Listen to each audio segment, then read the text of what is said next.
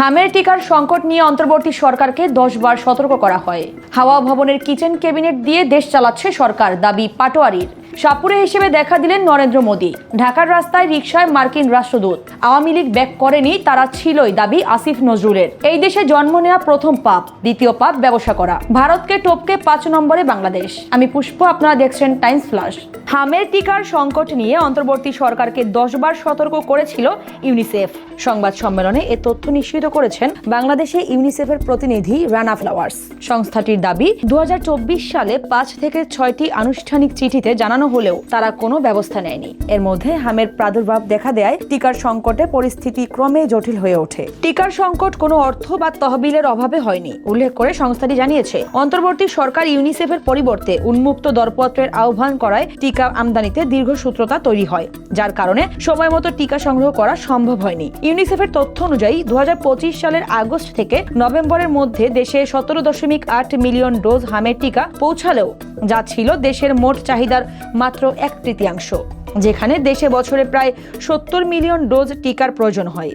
হাওয়া ভবনের kitchen cabinet দিয়ে দেশ চালাচ্ছে সরকার, এমন দাবি করেছেন এনসিপির মুখ্য সমন্বয়ক নাসির উদ্দিন পাটোয়ারি। রাজধানীতে আয়োজিত এক অনুষ্ঠানে সরকারের প্রতি অভিযোগ তুলে তিনি বলেন, যারা দুর্নীতি থেকে শুরু করে বিভিন্ন অনিয়মের সঙ্গে জড়িত তারাই দেশকে নেতৃত্ব দিচ্ছেন, যার ফলে চরমভাবে ক্ষুণ্ণ হচ্ছে জনগণের অধিকার। এ সময় তিনি সীমান্ত হত্যা রোধে এবং দেশের সার্বিক আইন শৃঙ্খলা রক্ষায় স্বরাষ্ট্রমন্ত্রী ব্যর্থতার পরিচয় দিচ্ছেন বলেও মন্তব্য করেন। একই সাথে আইন শৃঙ্খলা রক্ষায় স্বরাষ্ট্রমন্ত্রী ব্যর্থ হওয়ায় প্রধানমন্ত্রীকে সেই দায়িত্ব নেওয়ার আহ্বান জানান। নরওয়ের পত্রিকায় সাপুরে হিসেবে দেখা দিলেন ভারতের প্রধানমন্ত্রী নরেন্দ্র মোদী। দেশটির শীর্ষস্থানীয় দৈনিক সংবাদপত্র আফতেন পোস্তেন তার এই বিতর্কিত কার্টুন প্রকাশ করে। প্রকাশিত কার্টুনে ভারতীয় প্রধানমন্ত্রী বিন বাজাচ্ছেন আর তার সামনে রয়েছে সাপের বদলে একটি জ্বালানি পাম্পের পাইপ। ব্যঙ্গচিত্রটির মতামতধর্মী লেখায় তাকে চতুর এবং কিছুটা বিরক্তিকর মানুষ হিসেবেও আখ্যা দিয়েছে সংবাদপত্রটি।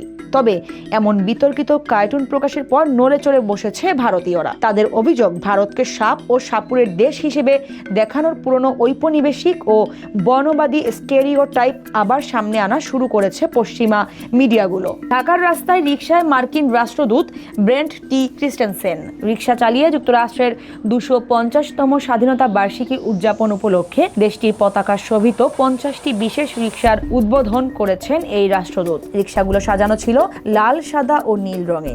এ বিষয়ে সামাজিক যোগাযোগ মাধ্যম এক্সে দেয়া এক পোস্টে তিনি যুক্তরাষ্ট্রের স্বাধীনতা উদযাপনের পাশাপাশি ঢাকা ও ওয়াশিংটনের দীর্ঘদিনের অংশীদারি ও বন্ধুত্বপূর্ণ সম্পর্কের প্রতিফলন তুলে ধরা হয়েছে বলেও উল্লেখ করেন। এদিকে দক্ষিণ এশিয়ার অংশ হিসেবে অনুরূপ উদ্যোগ নেওয়া হয়েছে ভারতেও। মার্কিন পতাকার রঙের এই রিকশাগুলো ব্যাপক কৌতূহল সৃষ্টি করেছে ঢাকার সাধারণ নাগরিক সমাজে। আওয়ামী লীগ ব্যাক করেনি, তারা ছিলই, এমন দাবি করেছেন অন্তর্বর্তী সরকারের সাবেক আইন উপদেষ্টা অধ্যাপক ডক্টর আসিফ নজরুল।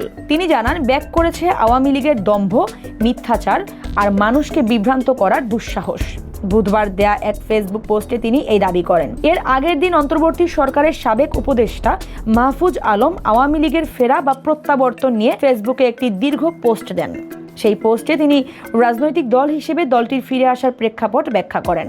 মাহফুজ আলমের সেই দাবির প্রেক্ষিতেই এই পাল্টা জবাব দিলেন ডক্টর আসিফ নজরুল। এই দেশে জন্ম নেওয়া প্রথম পাপ, দ্বিতীয় পাপ ব্যবসা করা, এমন বিস্ফোরক মন্তব্য করেছেন বাংলাদেশ রেস্তোরাঁ মালিক সমিতির মহাসচিব ইমরান হাসান। ঢাকায় আয়োজিত এক অনুষ্ঠানে দেশের বর্তমান ব্যবসায়িক পরিস্থিতি ও ব্যবসায়ীদের টিকে থাকার নির্মম বাস্তবতা তুলে ধরেন তিনি জানান, দেশের সাধারণ ও ক্ষুদ্র ব্যবসায়ীরা ব্যবসা পরিচালনা করতে গিয়ে বিভিন্ন স্তরে প্রশাসনিক হয়রানি এবং পদ্ধতিগত দুর্নীতির মুখোমুখি হচ্ছেন। এ সময় তিনি আমলাতান্ত্রিক জটিলতার কথাও তুলে ধরেন। একই সাথে বর্তমান কর নির্ধারণ পদ্ধতিকে অকার্যকর আখ্যা দিয়ে পুরো ব্যবস্থাকে ডিজিটাল সমন্বয়ের আওতায় আনার আহ্বান জানান।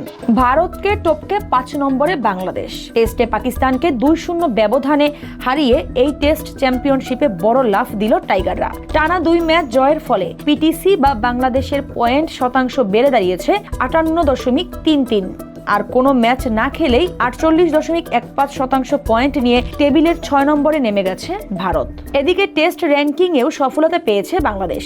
2 ধাপ এগিয়ে 7 নম্বরে উঠে এসেছে নাজমুল হোসেন শান্তর দল। সিরিজ শুরুর আগে 67 রেটিং পয়েন্ট থাকলেও টানা 2 জয়ে 11 রেটিং পয়েন্ট যুক্ত হয়েছে টাইগারদের সঙ্গে। এর ফলে ওয়েস্ট ইন্ডিজ ও পাকিস্তানকে ছাড়িয়ে গেছে বাংলাদেশ। এরকম আরও ভিডিও নিউজ পেতে ভিজিট করুন bangladeshtimes.com-এ। ধন্যবাদ।